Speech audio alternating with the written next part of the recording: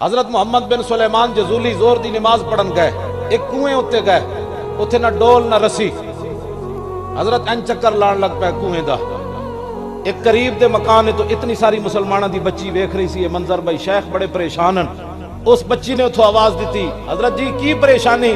فرمایا بچی زور دا نماز پڑھنی، ٹائم تنگ ہو گیا، نہ ڈول ہے نہ رسی ہے۔ وہ بچی کہنے لگی بابا ٹھہریے میں آ رہی ہوں۔ محمد بن سلیمان جزولی کو کہنے لگی ذرا ٹھہریے میں آ رہی ہوں۔ وہ بچی آئی، کنویں کے کنارے کھڑے ہو کر اس نے اس میں تھوکا، کنویں کا پانی ابل کر کناروں پر آ گیا، کنواں چشمہ بن گیا، پانی بہنے لگا۔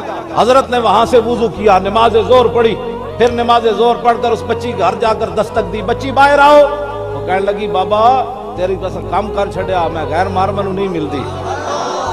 مسلمانہ دی دھیاں پچھلے دنوں کبڈی کھیڈن گئی ہوئی سن، ہندوستان پاکستانی کڑیاں کبڈی کھیڈن گئی ہوئی سن۔ اب وہ مسلمان جمعے پر بھی یہ بیان نہ کریں علماء تو پھر قیامت کے دن حضور کو کیا جواب دیں گے؟ یہ اب یہ بھی سیاست ہے کہ جیڑی مسلمانہ دی دھی صفا مروہ دے درمیان نہیں نس سکتی وہ کبڈی کھیڈ سکتی؟ دسو نا سانو بھی کوئی، یا تو پھر دسو بدلے گا زمانہ لاکھ مگر قرآن نہیں بدلا جائے گا، اے قول محمد قول خدا فرمان نہیں بدلا جائے گا۔ تو بدل گیا تو بہتر کہ بدل گئی شریعت، کہ موافق تدرواں نہیں دین شاہبازی۔ اقبال کہندا ہے تے شاہینہ دا دین ہے، بٹیرے دے موافق کیویں ہو سکدا؟